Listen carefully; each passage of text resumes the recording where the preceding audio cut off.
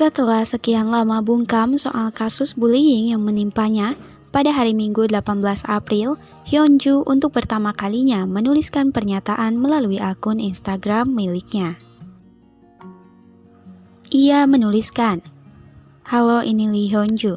Karena banyaknya situasi yang muncul secara kebetulan, aku sangat takut merilis pernyataan sendiri. Bahkan sekarang aku masih sangat takut. Saat ini, agensiku merilis pernyataan yang berbeda dari kebenaran, dan mereka telah menggugat adik laki-lakiku yang masih seorang siswa dan juga kenalanku. Orang tua pelaku juga telah mengirimiku dan orang tuaku pesan teks yang menyalahkan kami.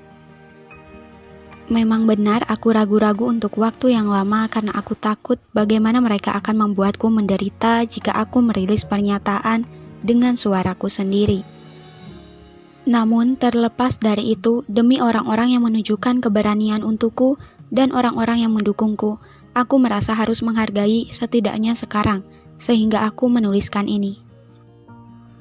Penindasan dimulai pada tahun 2014, ketika aku sedang mempersiapkan debutku dan hingga 2016, ketika aku meninggalkan grup. Aku, yang saat itu berusia 17 tahun, harus tinggal di asrama saat bersiap untuk debut. Jadi aku harus menghabiskan 24 jam bersama pelaku di mana tidak ada orang yang bisa aku andalkan. Tidak dapat menahannya lebih lama lagi, aku memberitahu orang tuaku tentang penderitaanku, dan orang tuaku mencoba berbicara dengan CEO agensi. Namun, aku berulang kali mendapati diriku dalam situasi di mana aku malah disalahkan. Setelah melihat hal ini, mereka semakin menyiksaku. Aku hanya diperbolehkan menelpon orang tuaku sebentar dan di depan manajer kami. Dengan cara seperti ini, situasinya menjadi lebih buruk dan aku terus merasa semakin kecil.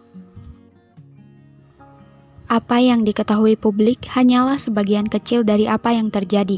Selama 3 tahun itu, aku harus menderita karena tindakan dan perilaku kekerasan, ejekan, sumpah serapah, dan serangan terhadap karakterku, serta penghinaan dan serangan yang tidak berdasar terhadap nenekku yang berharga, ibu, ayah, dan adik laki-lakiku.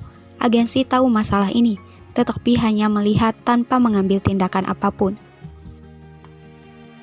Karena ini, aku jatuh ke dalam kegelapan yang tidak dapat aku lihat akhirnya, dan aku membuat keputusan yang ekstrim, tetapi mereka seolah-olah tidak merasakan sesuatu atau bahkan sedikit pun merasa menyesal. Menggunakan alasan yang disiapkan oleh agensi secara sepihak untukku, aku akhirnya meninggalkan grup, dan alhasil, aku harus menghadapi komentar jahat yang berulang, ejekan, dan bahkan stigma sebagai pengkhianat.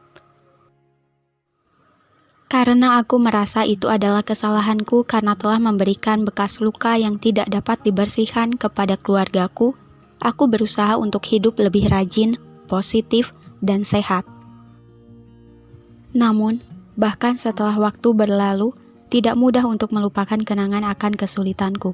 Kenangan kelam waktu itu tepat tinggal di sudut hatiku, dan itu menjadi trauma yang sepertinya akan selalu utuh.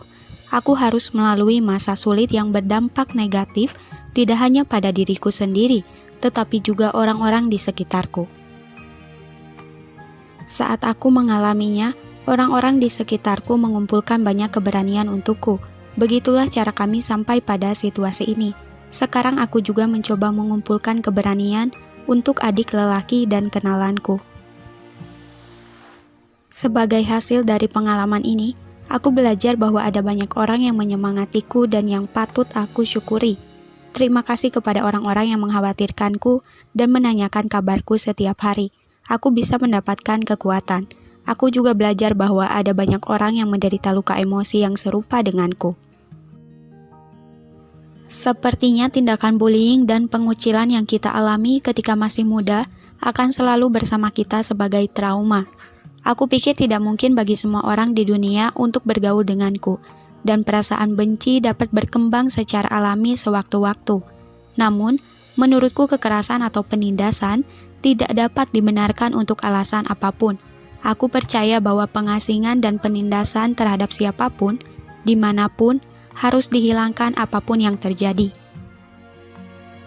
Meskipun aku masih bergumul dengan trauma dan kenangan saat itu, Bahkan sampai sekarang, setelah 7 tahun berlalu, aku yakin aku tidak boleh pasrah pada fakta bahwa aku tidak dapat pulih dan menjalani hidupku dengan tidak bahagia.